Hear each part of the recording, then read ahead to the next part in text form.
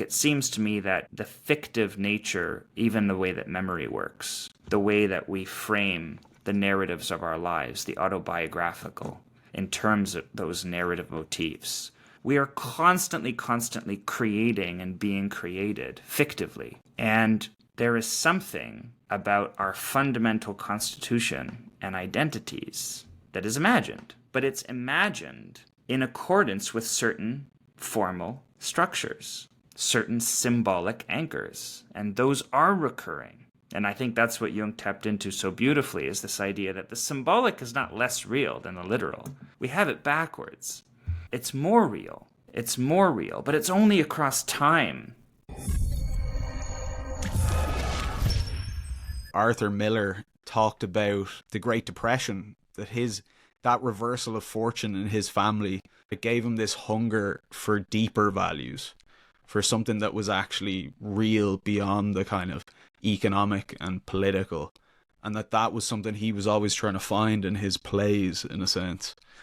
And I think that really connects as well to like the meaning crisis and to the situation we're in, where so much has changed so quickly, that hunger for something that's real and that's, you know, even consistent across these changing civilizations and economies and everything would be really cathartic in a way, and that theatre could somehow dramatize that. Yeah. Well, catharsis is a good word for it too, because, I mean, we were talking before you pressed record about the fact that a play comes to life when an audience fills it with presence. And there's something about the presence of a play that when it lifts off the page, that it takes on a texture of realness that no other medium I have found quite does. And the thing about a play too, I mean, it reminds me so much of the dialectic that we do, and the idea of doing Dialogos, because first of all, it's gone. I mean, in the case of Dialogos, they're often recorded, but the sense of presence and experience that you have in the throes of it are animated by the witnessing presence of those who are there, bracing the reality. And it also vanishes at the end, right? Whatever is attained by the end, and whatever is attained at the end of the play's over. And they have to recreate it the next time when they do the next run through.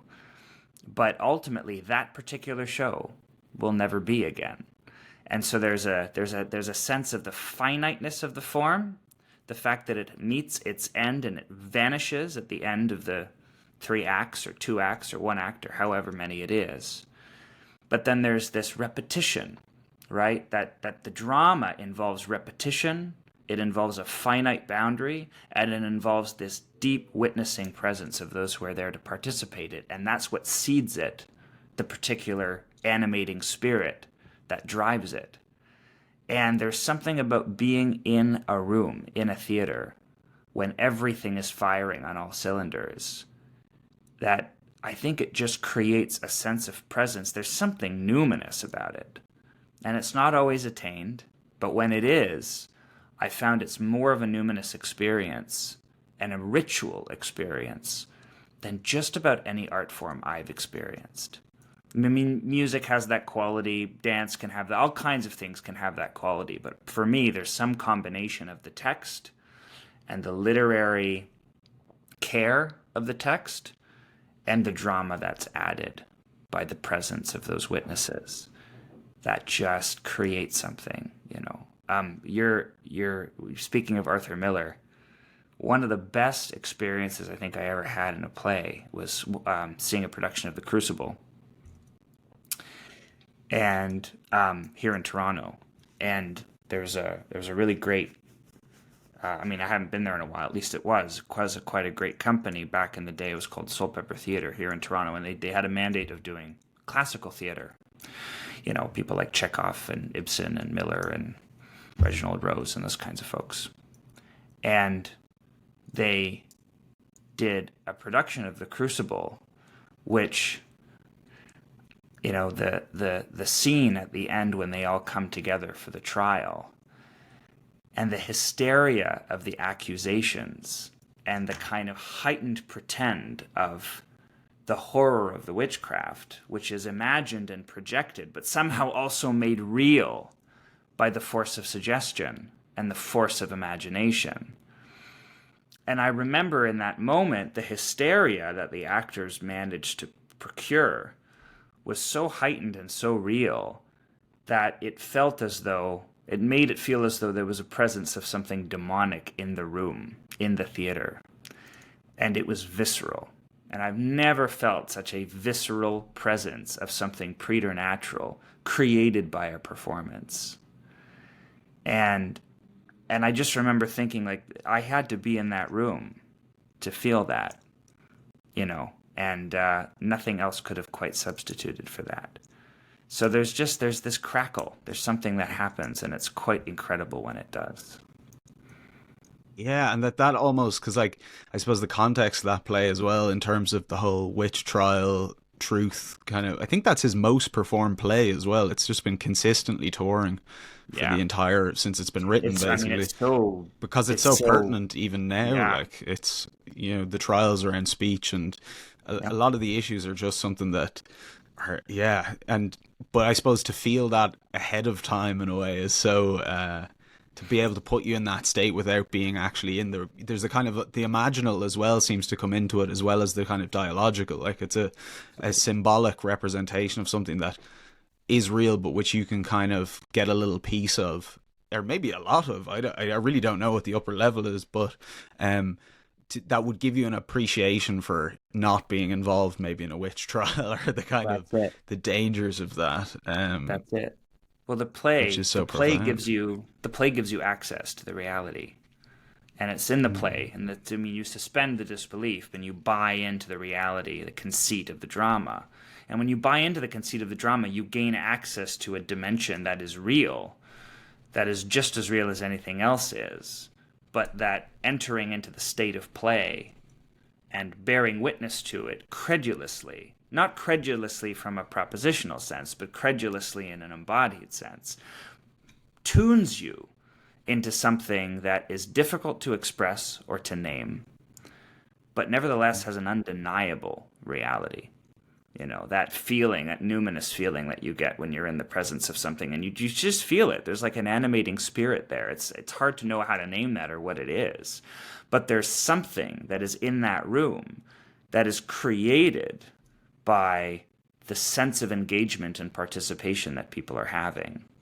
And that feels as real as anything else does in that moment.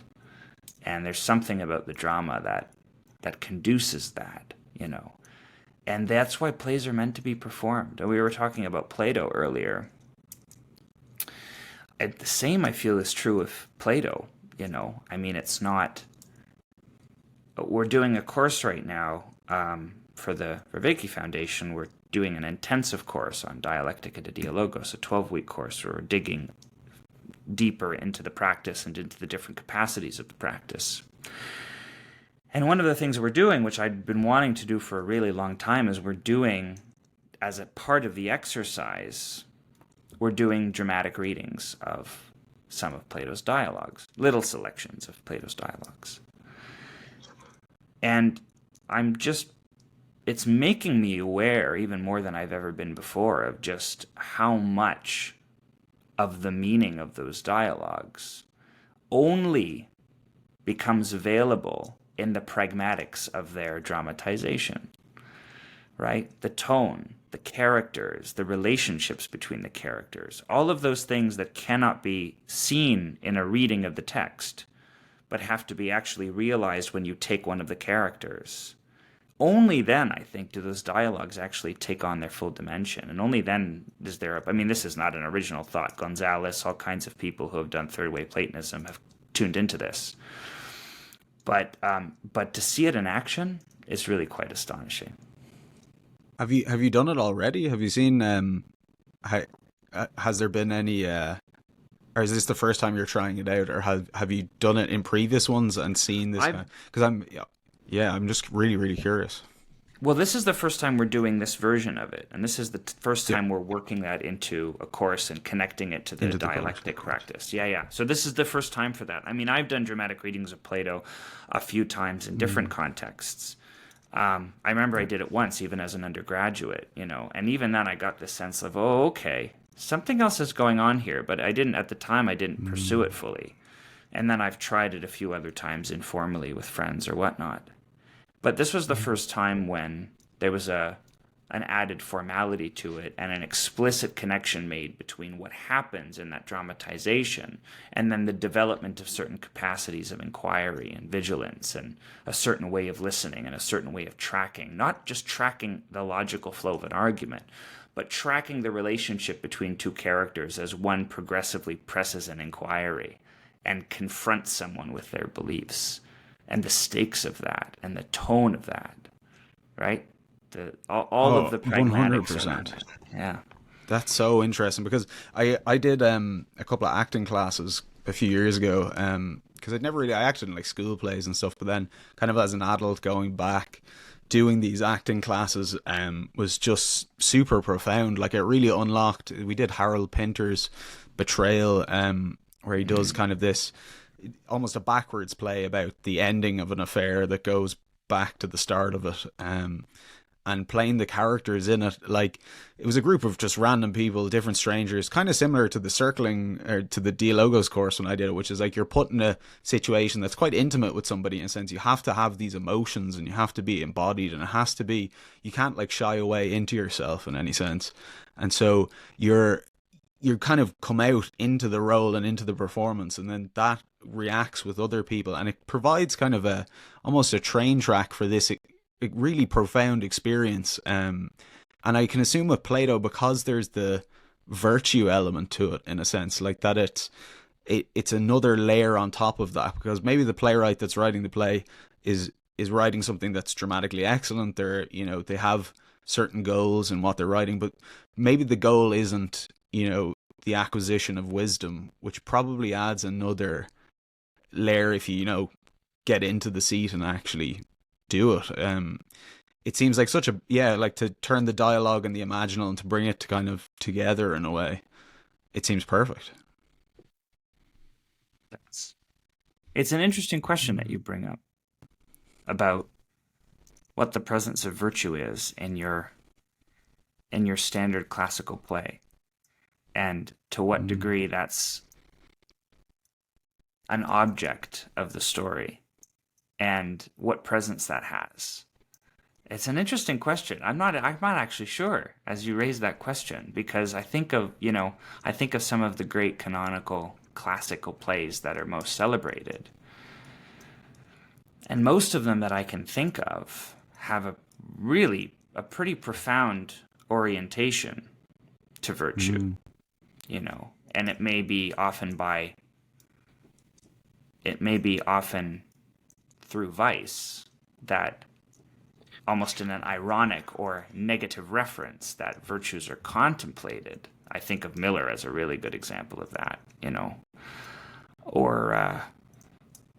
but I think of some of I think of someone like Chekhov, or, so many of his plays seem to revolve around the aporia around the cultivation of virtue, how elusive it is, how difficult it is, how thwarting it is to all of the people who are pursuing it, just as it's thwarting to people in a dialectic when they're trying to propose at it. How must we live, and how might we live well, and how might we tangle with those aspects of us that seem determined to thwart our better judgments and lead us into vice and lead us into those aspects of ourselves that are most petty and most self-denying.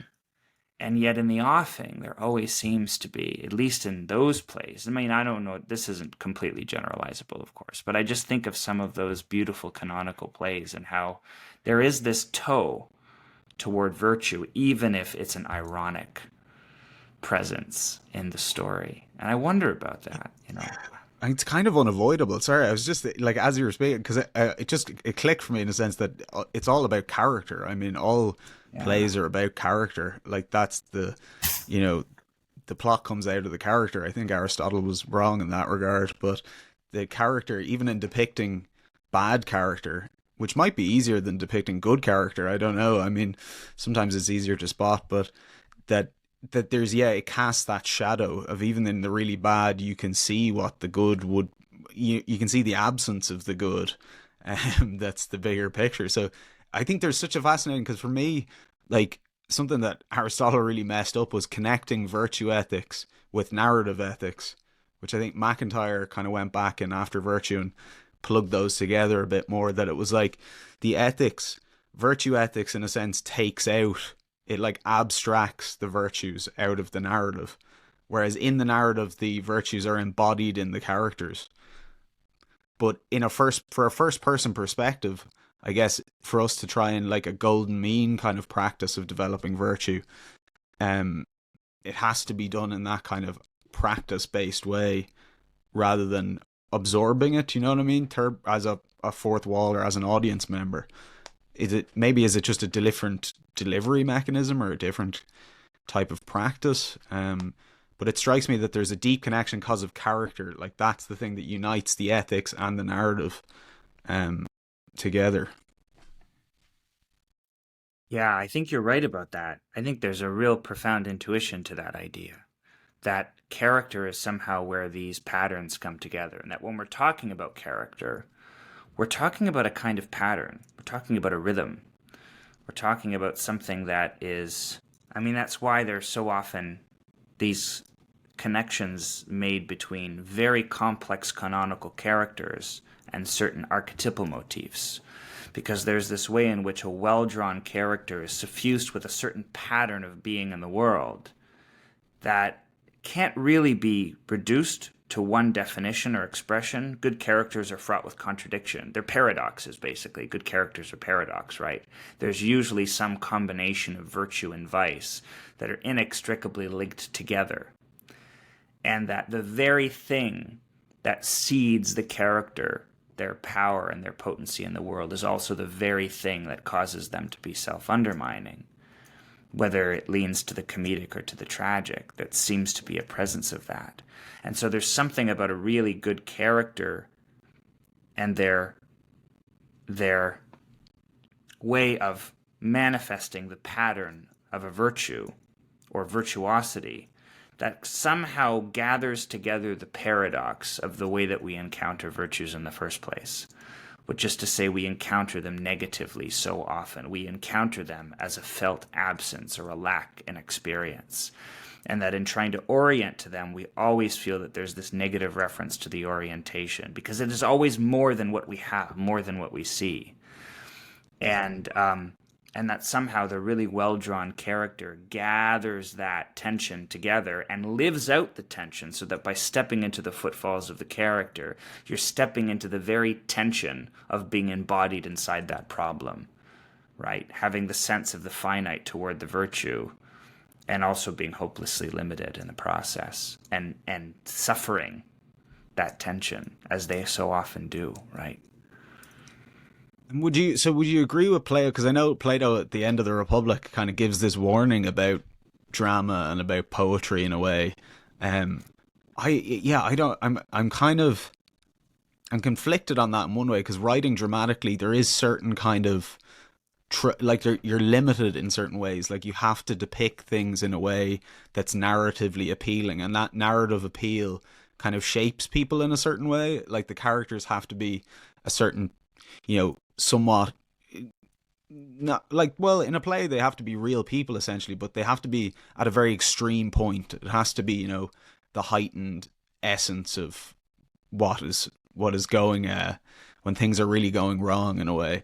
And so that can paint a kind of picture, I think, of human life. But I wonder, do you rate that warning? Do you think it's, or is it just a small part of a bigger picture? That's a really good question. I mean, that part of the Republic always trips people, doesn't it? It's always like they're nodding, they're nodding, they're nodding, they're nodding. They get to that book and they go, "What? What do I do about this?" I mean, in one level, it's like a straightforward performative contradiction, right? Because look at Plato's form. Plato carries an artistic form, and so there is a note of irony in him making that admonition on the one hand, and carrying it through an artistic form on the other hand. And you've got to imagine that there's something witty and self-conscious about that tension of saying one thing and performing another, and living in the tension of having done so. And I can't help but think that there's something like that going on there. So maybe that's one thing. I mean, I guess the big answer is, like, I don't know. I'm not sure what to make of it. I mean, like everyone else, it puzzles me, it interests me. There is something in it, though, like, well, let's go back to theater for a second, right? One of the things that had me stop doing theater, aside from the fact that it was just so time-consuming and came at the cost of pretty much everything else, was that, you know, the culture around the artistry of theater, I saw it being, to some degree, quite precious, quite self-involved. There's a way in which, you know, the arts, any kind, can become very self-involved. It can kind of become a way of making more precious the thing that we've brought into it. I see that happening a lot with theater, for instance, that theater is being leveraged to convey a predetermined message with certain ideological aims, right? Or it's meant to basically be a kind of, become an applicator, like a transmission device for, I want to say this and I'm going to create a play in order to deliver this message. And you can kind of you can kind of hear the punchline. And there is, now, I'm not saying this is Plato's critique, I don't think so, but there's something about the caution around how the arts are used that I hear in the offing sometimes there. And to me, that becomes the question is, okay, well, like, what is how open-ended or closed-ended is the function of this particular exercise, right? Are the arts being used as a form of contemplation, as a form of inquiry? Or are they being used to fetishize something or to decorate something that we already have, already made, and that we just want to adorn?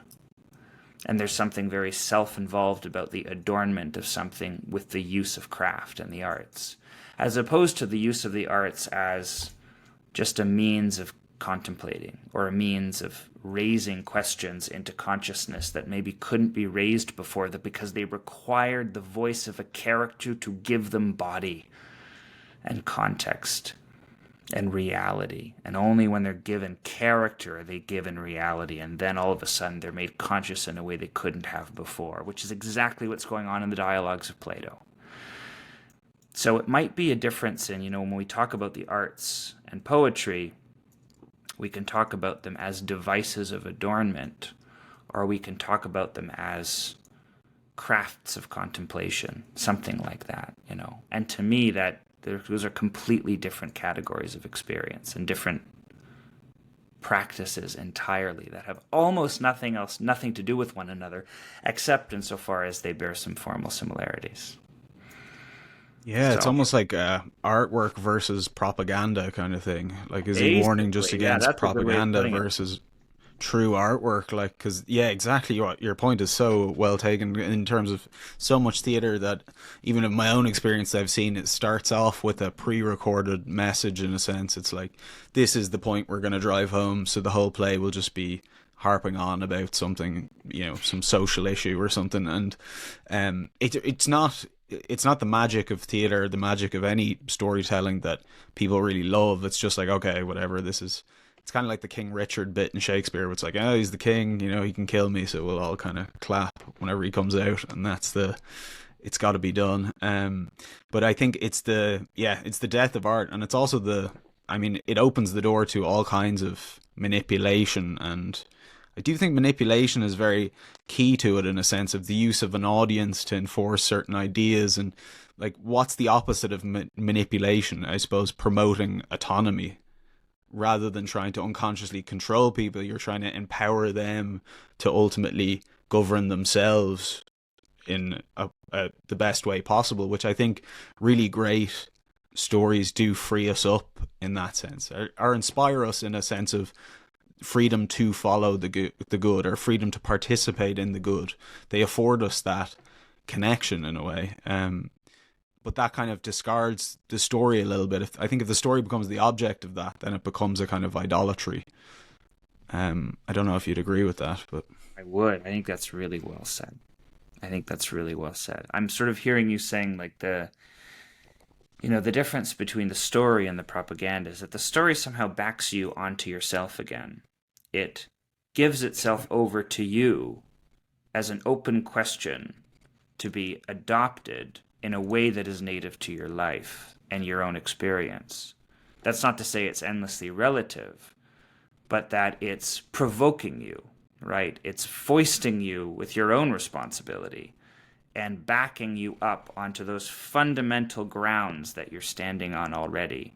And now, all of a sudden, you have a question to ask yourself. And that question doesn't have to be literally a question, right? It's a question of being. It's like it's a certain inquiry into the way that you live, the way that you believe, the way that you frame your relationship with the world, because you've spent 2 hours tracing the footsteps of a character who has this particular who symbolizes and embodies a particular posture toward existence. And you've stepped into that posture now. You've filled out that body with your attention, and you've tracked it. All of a sudden now you've had the experience of embodying this particular way of existing. And now you wake up from the dream at the end of the play, and you're thrown back out of that body, and you're thrown back into your own, and you land inside of yourself again. And you land with a sum of questions that are posed by the way of existence that that person embodied. And now they are yours to ask and yours to live out.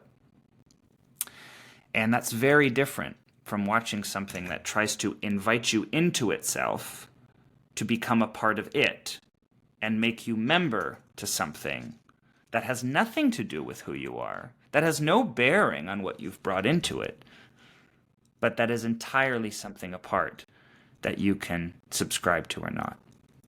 That's a very, very different experience. I'm hearing that distinction in what you're saying. Is that fair?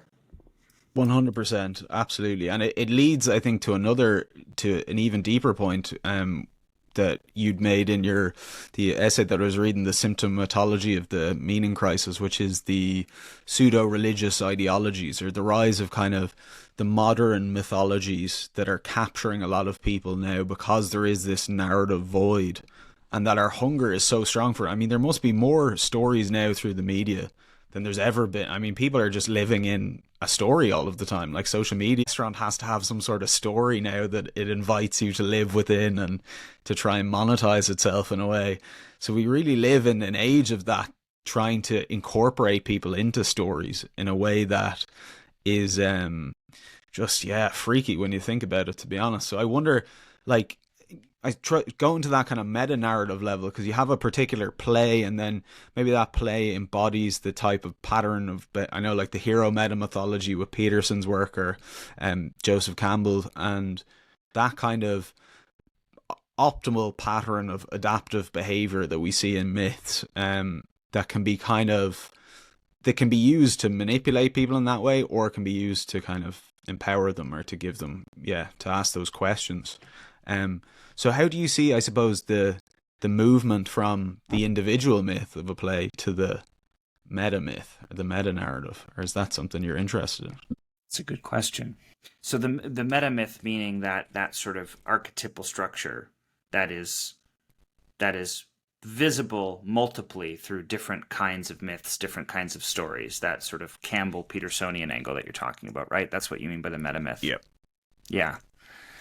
Yeah, I mean, I think it's almost as though different, like the great works, the so-called great works of fiction, and certainly the great works of theater, seem to access different features of that meta-myth. I don't know that it's not as though there's some kind of one-to-one mapping, but that there are different melodies, different variations on a theme, different ways of accenting those central motifs, or different ways of taking perspectives on them. And I think they're multiply realizable, I guess, if I can use that term. And it's in them being multiply realizable that we have all of these different variations of narrative that all seem to kind of orbit around some of these central melodies. And they all stand somewhere completely different.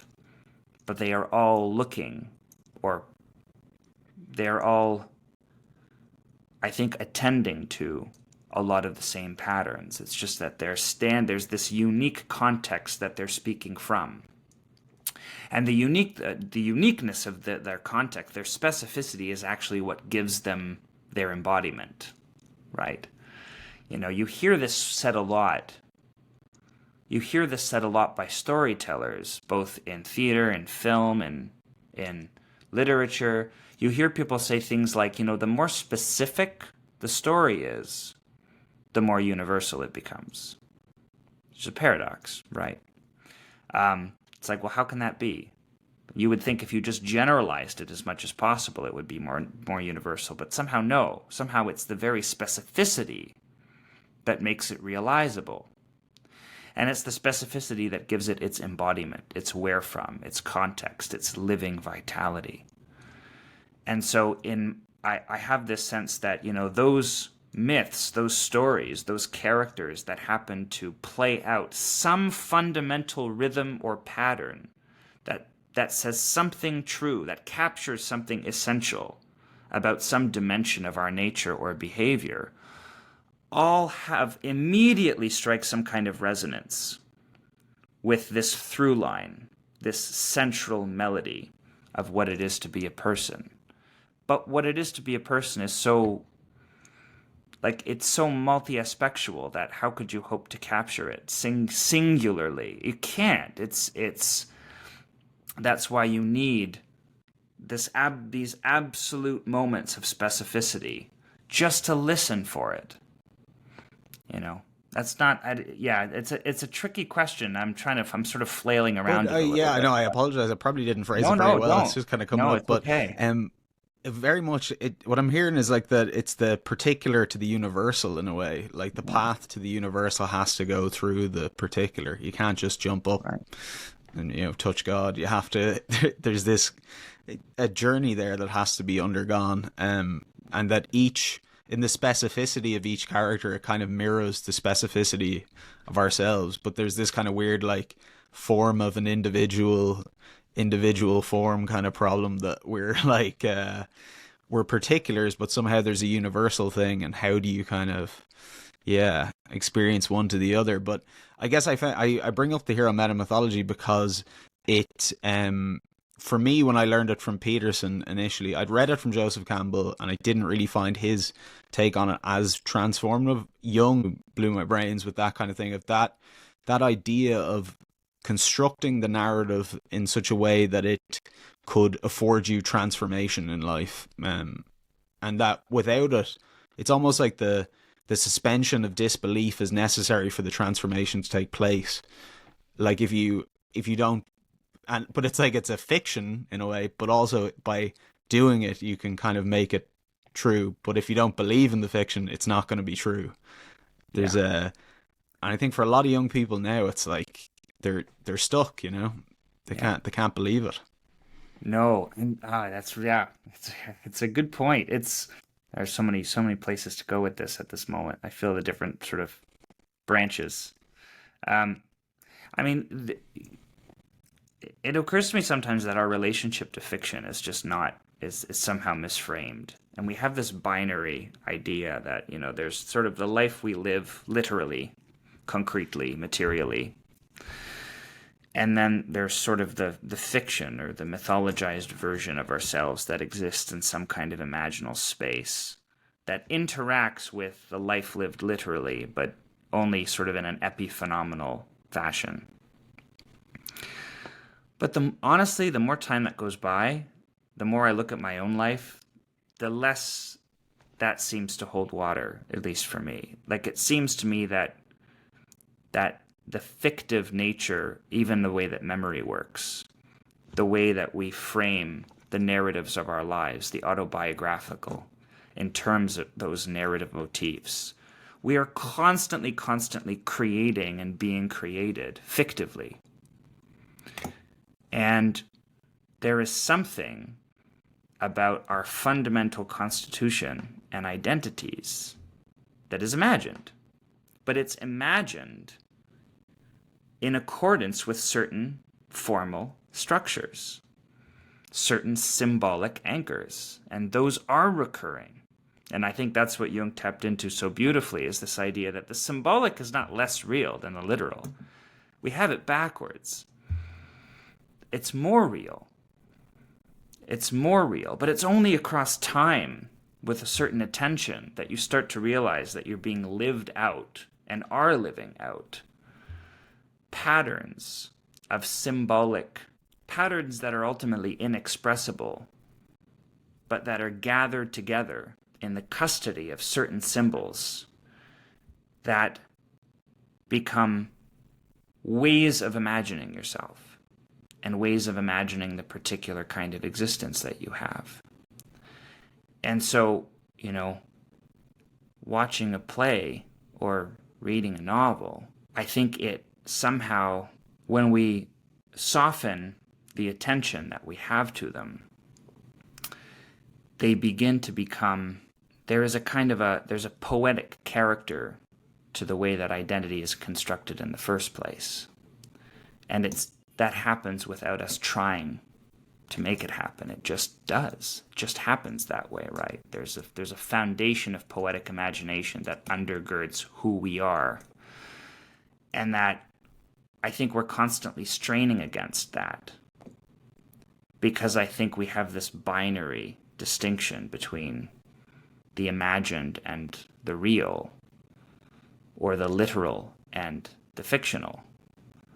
But the fact is that fiction plays a pretty industrious role in shaping us.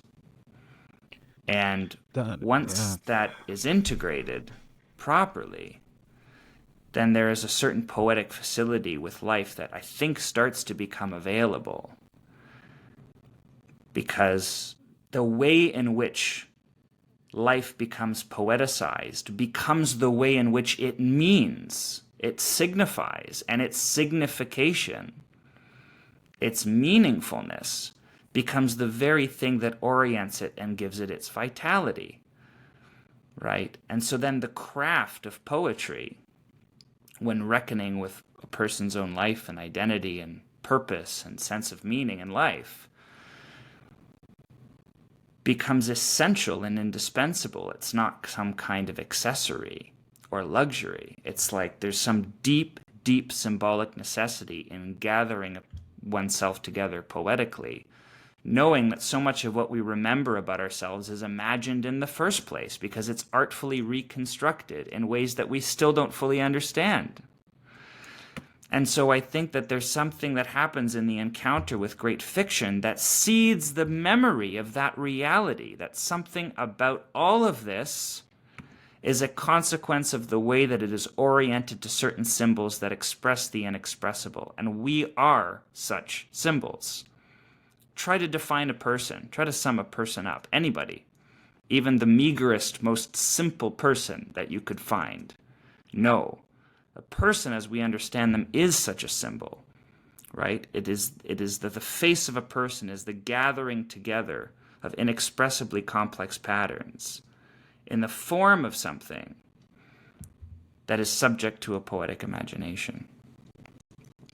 Anyway, I have no idea where this, but that set off so many bells in terms, because that framing of the binary between reality and fiction just reminded me so much of just this kind of nominalism trap that we've been in the modern world, of this distinction between physical reality and then mental stuff just being fake. And it reminded me of when that actually broke for me, which was through Peterson and also through Vervaeke's work, through relevance realization, essentially, that at the bottom of perception is this valuing process. Like, you can't see things without making these and I mean, I study attention now. It's a big part of my PhD. So like even the most straight-laced scientists are talking about like, oh, structures of priority regulation and stuff. And you're like, okay, that's valuing things. Like that's at the bottom of our factual judgments, is this prioritizing, valuing structure. So it's, you know, and for me that causes a thing of like, oh, the stories are real. Like the stories are like all the myths, like big into ancient Greek myths and all those myths. And I was like suddenly like in this world of like, oh my God, they're actually talking about real things. The transitions of attention, the transformations of attention, the powerful motivational and emotional forces that act on our attention. And it's a very different world in that case. And it's also a different responsibility, I think, in a sense, to begin that process of transformation, of dealing with those things. But it does seem leaping over that binary is definitely one of the first hurdles to contesting with the complexity of the situation we're actually in. Maybe, I don't know. Leaping is a good word for it too, because it's not an inference. We can't infer our way through it. It's something embodied and experiential, I think, that happens. And I think it happens when you just start to pay attention in a certain way to the patterns in your own life. Have you ever had that experience where you look back and you realize that something is actually being lived out in your experience? There's a pattern and a structure to your experience that you're not conscious of, that you're not over-determining, that's not logical and doesn't follow logically from anything, but that is nevertheless present and becomes harder and harder and harder and harder to ignore. And it's guided by attention. It's guided, as you say, by some kind of implicit valuation that has projected a belief onto the world and organized the world and organized your perception in accordance with that belief. That's why Socratically, uncovering the belief that is implicit that you don't know you have becomes the object of the practice. Right? What Pierre Grimes called the pathologos, the thing that you don't know you believe, but that you do implicitly, having acquired it someday, unbeknownst to you, and that it is invisibly organizing and ordering your perceptions in a certain arrangement that is completely unconscious to you. And that so much of what you hold to be true and valuable and real is a consequence of that has been preconsciously framed. And then finding a moment where you discover that suddenly opens a sense of possibility about the question of what's real. That is it's quaking, but it's incredible. Yeah, it's incredible because it is that like default operating system in a way of this kind of low resolution categorical system that we use, and I suppose to understand that is so like a lot of Peterson's work rings true to that in terms of that it's such like basic story structure. I mean, he talks about those ideas of like the mother and the father, the divine king and mother nature, and I think we live out perhaps the only transition from that is to then become aware that that's what you're doing, in a sense, that to have that metacognitive awareness of your framing and to take the extra moral effort to readjust yourself to a more rational position, in a sense, that you have to like even, I suppose, I'm sure for the most trained people that have done tons of work on it, they probably still have to do that when there's some kind of anomaly and you frame it in one way, like this Israel-Hamas situation, I suppose, at the moment. And, you know, you bring automatically preconceived judgments to complex situations and frame it in terms of oftentimes a simplistic narrative, which causes, you know, it prevents you from reaching any kind of truth. So it almost seems like that Socratic way of humility, the pursuit of truth and wisdom, is the inevitable consequence of recognizing the perennial problem of our inherent framing of situations, and that the framing isn't optional. Like, it's almost like there's only one way of dealing with it. Like, that's right. That's right. That's well said. And the idea that just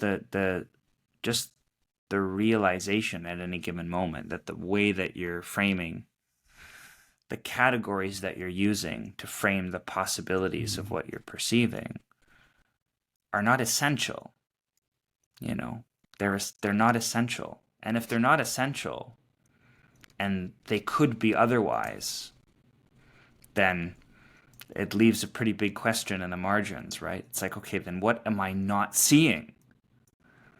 And there's usually quite a lot, right? What am I not seeing? What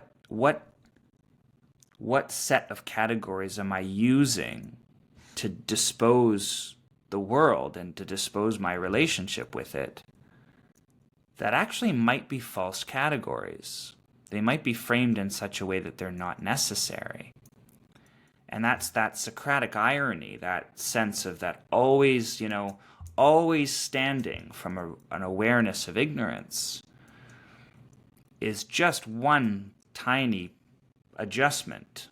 But it's a significant adjustment, but it's also very small, an adjustment to make in any given situation to realize, hang on, there might be more going on here than I'm actually aware of. And that might be true of some large-scale contentious situation, but it might also just be true of me and my life and the simplest of my relationships. Exactly. Like I might not actually know this person as well as I think I do.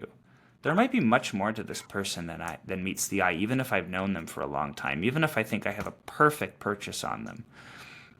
It's quite possible that there's something about the symbolic configuration of what they see that is not matching what I am perceiving. And so, in effect, we're living in different worlds with different sets of signals. And boy, when you get to the bottom of that with another person and you realize that you've somehow been perceiving one another in the world in a completely different way, it's like it is an incredible experience, because you just realize how so many things have just been automatically predetermined. And that when you get to the bottom of that, and you break something wide open that way, first of all, the process of doing it is really a profound process, because then that insight, that sort of systemic insight in your framing and in your attention, doesn't just become local. It doesn't just apply to the thing that was broken asunder, the frame that was broken asunder by that one insight between two people. Then it has global implications. It's like, okay, if I got this wrong, what else have I gotten wrong? And if I have the capacity to have this insight to reframe this problem, perhaps I also have that capacity to do that with a host of other problems. That postural adjustment then becomes replicable in other areas and other domains, and then it can cascade. And I think that's the metanoia, I think, that we hear referred to so often, or that we refer to so often, this like the turning in one tiny context, in one modest relationship, can enable a turning in so many other ways, and I think that's like a good way of understanding the Socratic project. And that's why it has to begin exactly where you are, right? That's why, like the character in the play, you have to begin where you are. You begin with who you are. You begin where you stand. That's how it happens. You don't venture out anywhere. I mean, you might geographically, but you begin where you are. You begin with yourself. Yeah, and that we can do it. I mean, it reminded me, it was something I thought about with my girlfriend. If she, it's easy if your girlfriend gives out to you and is saying you're not cleaning up, this place is a mess, and you just create this category of like nagging, giving out person that is just, and it becomes, they become a caricature, you become a caricature to them, right. And you end up playing this very simplistic game in a way. And what I learned to do at a point was to deal with that category that I'm making and recognize that it's actually part of a much larger mystery, which is my girlfriend, that is unsolvable, that I can never get to the bottom of, that can't be categorized. And to try and categorize all of her is to do a violence to her, in a sense. It's to try to reduce her being into something which I can control. It's that having mode versus the being mode problem. And that insight into that situation made me realize that I'm doing that in my larger life as well. Like, there's all types of situations that I'm bringing those narrow categorizations to that are affecting what I'm seeing, but it's not what I'm seeing that's the problem. It's my mode of seeing that needed change. And that happens all the time. Like, I'm constantly performing those operations to try and open up again to have that kind of reciprocal opening rather than the narrowing of tighter and tighter categories. And people get stuck in it. I mean, it's probably a bit of what hell is to live in that very narrow, flat world that has no mystery or love in it anymore. I mean, Oh man, that's beautiful. yeah. That's beautiful. And that context, I think that's truly where it begins. Like there's nothing like a relationship to throw you back on your moorings, eh? And there's nothing like it to show you how you have implicitly arranged the significance of certain actions in accordance with a broader meaning system.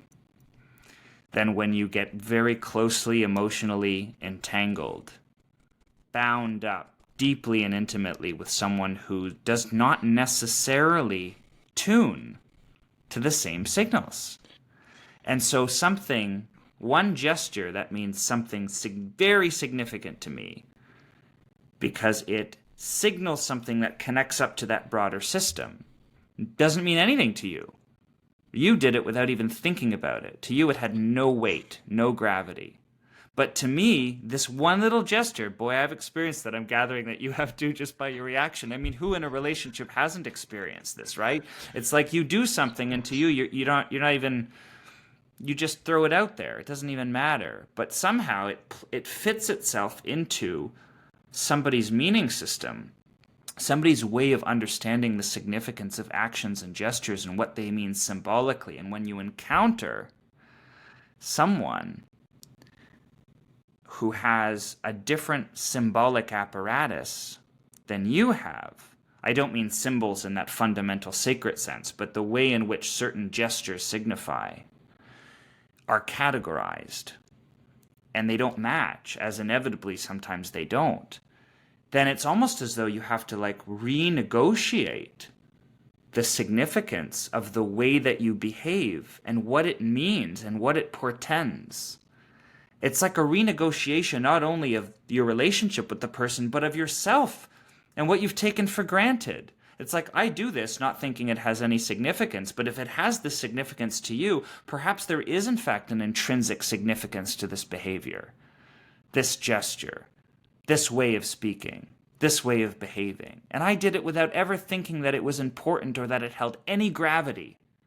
And yet, you're reflecting something significant about it back at me, and I can do one of two things. I can say, well, you're just being too sensitive or too precious, or or I can just flagellate myself and capitulate and say, oh, goodness gracious, I'm a terrible person. I'm sorry. I will live entirely in accordance with your signals from now on.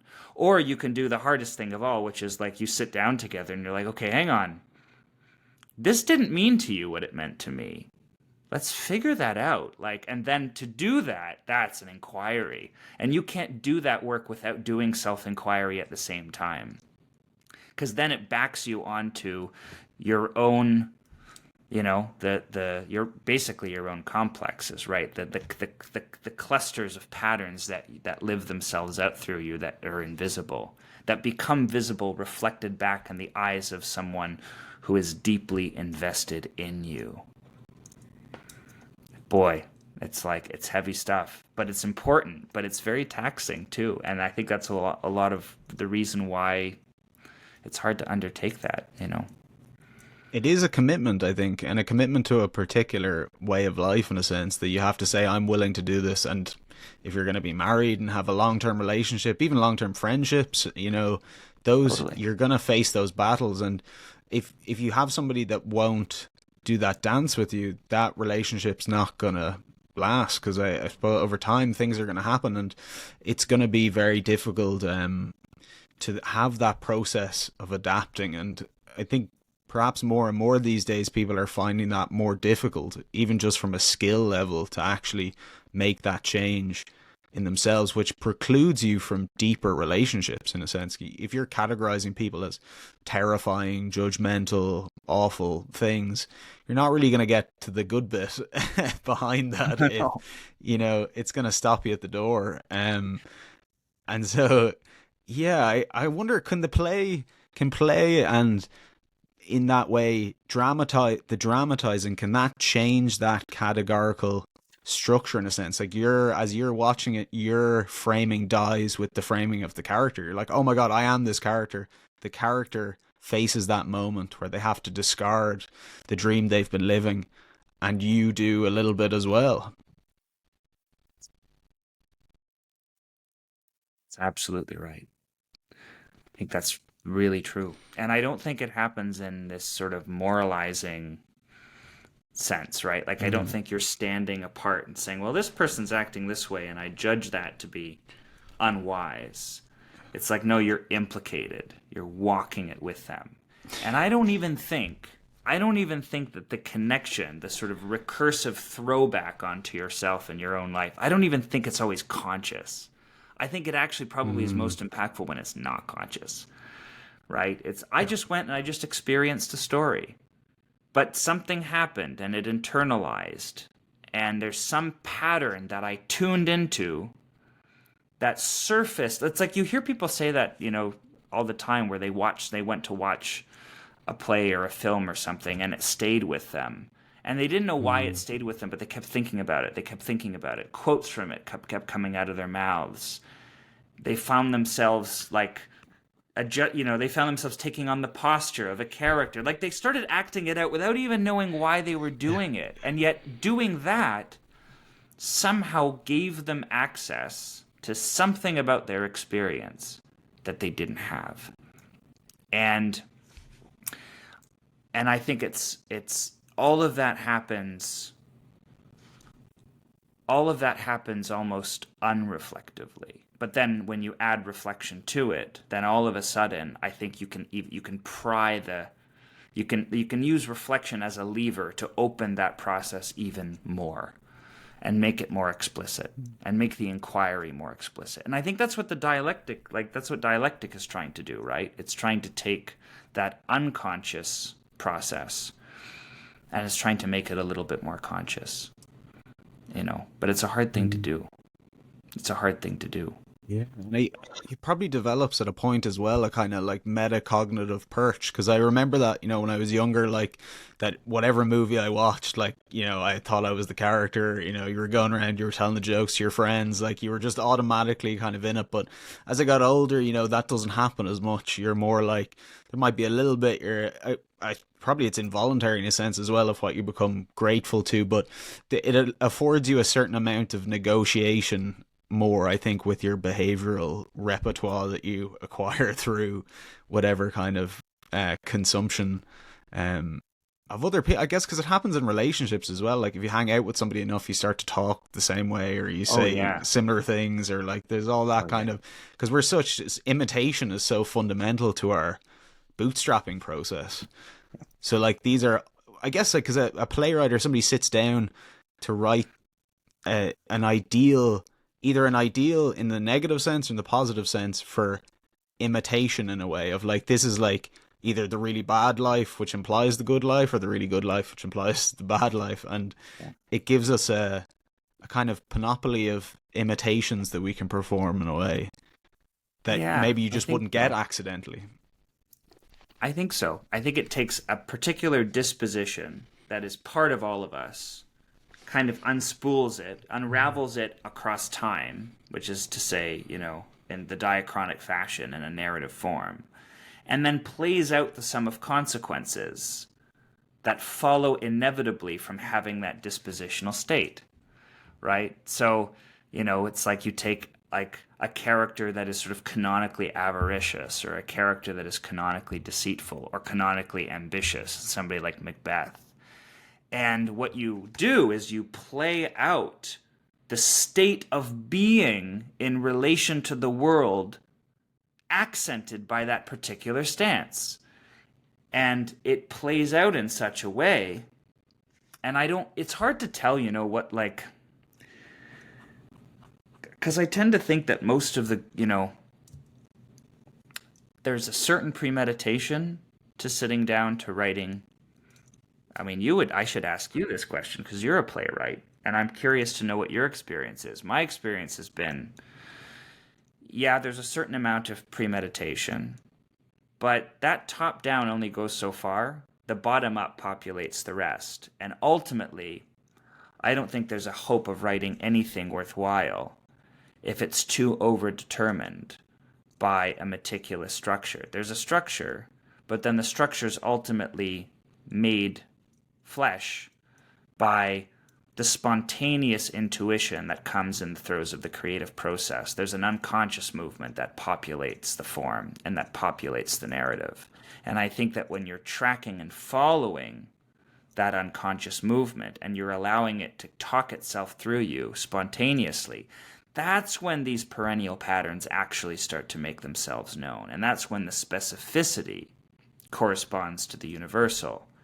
And you can see the difference. It's kind of the difference that you articulated before between the propaganda and the art.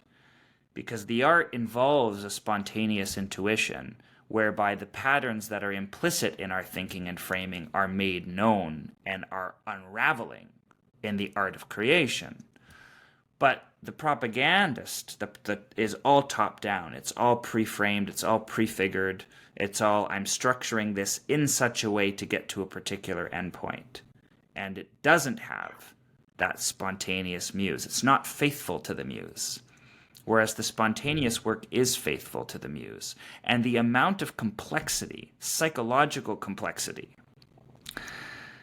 that we find in the greatest plays, whether it be Miller or Chekhov or whomever, the psychological complexity of is so vast that it can, in my view, it can't possibly be consciously premeditated. It just can't. Yeah. It's if it is, complex. I'm severely jealous. Well, me too. Me too. Yeah. I think it just comes out. You'd be annoyed. I think it just comes out. So having said all of that, that's just my speculation. I'm not alone in speculating that. I think there's a certain amount of the ego is managing some part of the process, and there's conscious craft at work. There's no doubt. There is top down, but so much of the brilliance and genius that comes in the things we celebrate happens in the spontaneous emergence of the intuition that is made known when one pattern is unspooled across time and finds its fit into a context of specificity that braces it and that gives it reality. And there's something about that can't really be managed.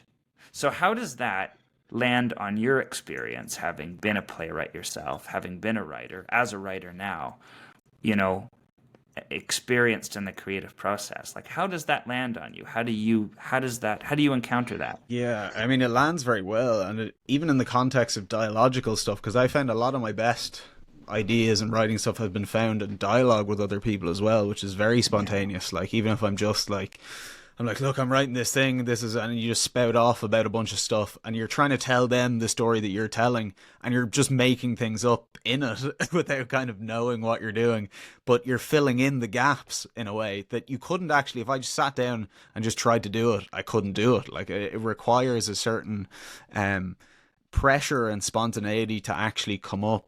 But I suppose because I was always very like bottom up, just like puking stuff out. So structure for me was like a later addition.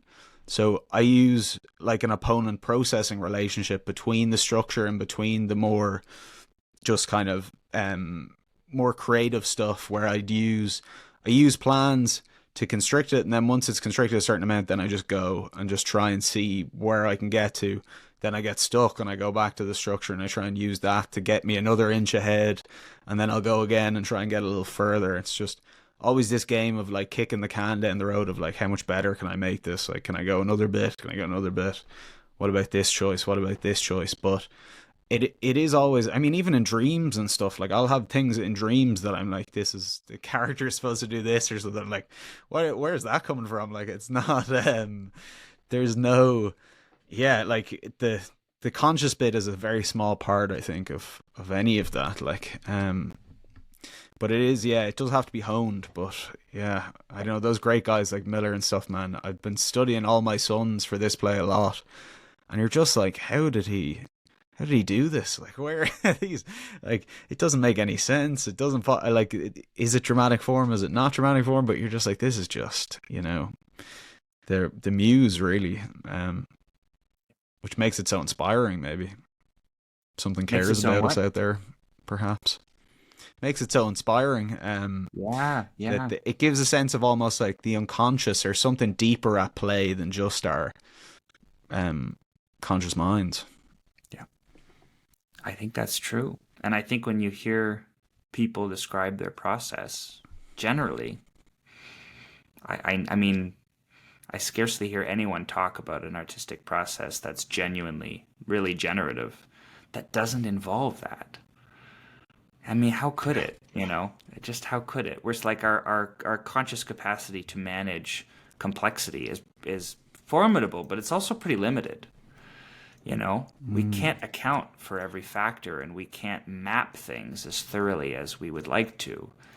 And it's just so obvious, I think, that so much of that process is unconscious. But and you've put it really well, what you've described is essentially a dialectic between what we call the muse, what we call the sort of the unconscious and spontaneous influences of whatever is behind the framing. Miller described it as trying to get hit by lightning. He said his writing process was running around with an umbrella trying to get hit by lightning, basically. Yeah, exactly. But that you need some kind of structure of management as well, and organization to know what to like. It's one thing to be able to collect the rainwater, great, but then like how do you funnel it and what do you do with it? And of course, there's top-down structure involved, but it's definitely not the whole story. And I think it often makes the difference between something that taps into whatever axis it is in us that goes all the way down to the ground floor, that goes into the groundwater, and that's the sort of that more generalizable mythic structure I think that you were talking about before. That's somewhere at the groundwater. And so much of the time I think of an artist is spent trying to somehow find the axis, find the channel down there. And also to have the maturity and the discipline to know what to do with that when it surges up. It's tough. Yeah, it's a lot of challenges, all right. But least. It reminds me of Dialogos as well. I mean, following the logos, and I've learned the same in martial arts as well for a long time, which is following that type of flow state that you can initiate physically in combat as well. Even in sparring and movement, and that you can tap into that kind of creative pattern that seems to just be available and is renewing in a sense. I know it feels very meaningful anyway. So maybe that's part of it. But I'm sorry, we've gone over time here, Christopher. But if you've got a spare minute. Yeah, of course. It's been a great discussion. It's and it's something that honestly, this kind of stuff is so fun to talk about, and it's relevant. It's relevant to all of the more overtly philosophical projects, and it doesn't always get its fair play, in the discussion. But I think it's critical, and one of the things I'm most interested in exploring right now is the connection between dialectic and dialogos and the artistic project, and how one can be put in service of the other. And because I see dialectic as an art form like that. I think that's what it is primarily, because it is as creative as it is. It's more creative than it is logical or inferential. It's fundamentally, it's like creative improvisation with a kind of an overtly contemplative dimension and a more formal structure of inquiry. But really within that, it's improv. It's improv-oriented a certain way. It is an inherently theatrical, performance-based exercise. It is inherently dramatic because it's inherently relational, and it is a certain kind of drama put in service of a certain kind of inquiry that is both reflexive, meaning it forces us back onto the place from which we stand and speak, and forces us to become more conscious of what that place is and what it looks like and feels like, but also orients us to the mystery beyond the scope of the place simply that we're standing in. And I think in that sense it shares a lot in common with the great dramas, just with a different set of parameters, I suppose. And I really want to explore that. And so this has been really helpful talking to you about it, because it just deepens my appreciation for the affinity between these practices and these forms. And the more I think about it and the more I speak about it, especially speaking about it with someone like you who also is versed in both of these domains, it just impresses upon me the fact that, like, oh my God, these are of a piece. And we need to figure out, I'd like to figure out how best to, I don't know, how best to make use of their affinity, I suppose. Well, I think you're certainly onto something with the performance of the dialogues. To be honest, that sounds like a really rich area to unlock something. And I guess there's probably some bits will be better than others, or some maybe dialogues will be more amenable to it. But yeah, because it does seem to have all the structures. Again, it's dialogical, it's imaginal that you're playing a character. It's also mindful in a sense. I mean, you could couple it with some sort of meditation. And then there's embodied aspects in the choreography, the way you move.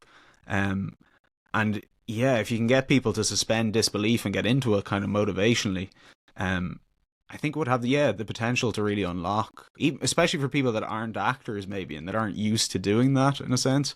It creates that kind of cognitive flexibility. So I'd love to hear how that goes, to be honest. It sounds, I think it's a really good idea.